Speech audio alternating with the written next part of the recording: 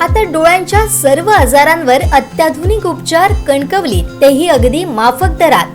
Nap I hospital Miraj संचलित विवेकानंद नेत्रालय आणि retina centre मध्ये आजपर्यंत 15,000च्या वर डोळ्यांची ऑपरेशन्स, विना टाका विना इंजेक्शन मोतीबिंदू शस्त्रक्रिया, डोळे तपासणी, चष्मा, तिरळेपणा आणि डोळ्यांच्या सर्व आजारांवर उपचार, डायबेटिक आणि उच्च रक्तदाब असलेल्या रुग्णांवरही डोळ्यांचे उपचार. आजच संपर्क करा विवेकानंद नेत्रालय आणि रेटिना सेंटर, प्रहार कार्यालयाच्या शेजारी, सनराइज टॉवर, श्रीधर नाईक चौक, मुंबई गोवा हायवेवर, कणकवली. कणकवलीत होते चर्चा कार्यक्रम शांततेत पार पडला. यावेळी ठाकरे गटाचे नेते माजी नगरसेवक सुशांत नाईक यांनी प्रतिक्रिया दिली आहे. उद्या चर्चा हा कार्यक्रम आता शांततेत पार पडलेला आहे. या कार्यक्रमासंदर्भात बोलण्यासाठी सुशांत नाईक आहेत, युवा सेनेचे जिल्हाध्यक्ष सुशांत नाईक साहेब. हा कार्यक्रम आता शांततेत पार पडला आहे, पण कुठेतरी या कार्यक्रमासंदर्भात भाजप कार्यकर्ते येण्याची शक्यता होती आणि पोलीस बंदोबस्त देखील तैनात करण्यात आलेला. काय एकंदरीत पण शांततेत वातावरण झालेलं आहे? उद्या चर्चाचे कार्यक्रम या विधानसभेमध्ये वैभववाडी, पडेल आणि कणकवली या ठिकाणी झाले आहेत. तुम्ही सांगितल्याप्रमाणे जे काय आव्हान दिलं होतं त्याचं आम्ही वाट बघत होतो. आता राणे समर्थक कार्यकर्त्यांमध्ये तेवढी हिंमत राहिलेली नाही इथे येण्याची, कारण जर हिंमत राहिली असती तर ते इथे आले असते, आमच्याशी होऊ दे चर्चाच्या निमित्ताने चर्चा केली असती. पण चर्चा करायला त्यांना वावच नाही, कारण भाजपने एवढी आमिष देऊन ठेवली आहेत की ती आमिष कोणच जनता पण स्वीकारणार नाही आता याच्या पुढे, आणि ते कार्यकर्ते पण त्यात खोडू शकत नाही.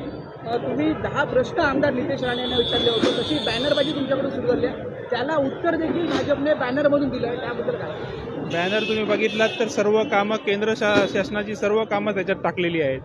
2200 कोटीचा जो सिंधुदुर्गाचा आराखडा आहे तो टाकलेला आहे. खरं म्हणजे ही कामं पालकमंत्र्यांनी केलीत की नितेश राणे स्वतःला पालकमंत्री समजतायत, हा प्रश्न उपस्थित होतो आहे. आणि ही अशी आम्ही जे प्रश्न उपस्थित केले आहेत त्या खऱ्या अर्थाने नितेश राणेंनी उत्तर देणं गरजेचं आहे. शासकीय व्यवस्था कशा कमकुवत आहेत, बसस्थानक कसे खड्डेमय आहेत, या प्रश्नाचं उत्तर 9 वर्षात ते देऊ शकले नाहीत जनतेला, तर काय देणार आहेत उत्तर याच्या पुढे?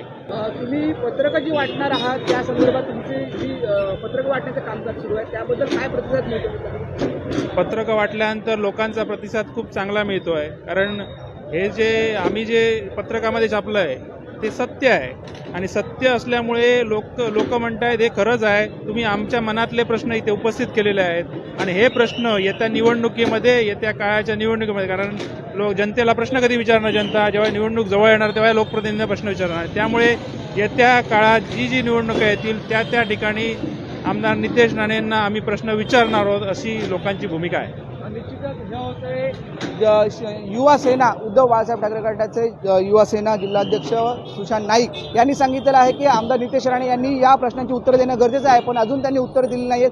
तसेच नितेश राणे स्वतःला पालकमंत्री समजतात की काय, असं देखील त्यांनी सांगितलं.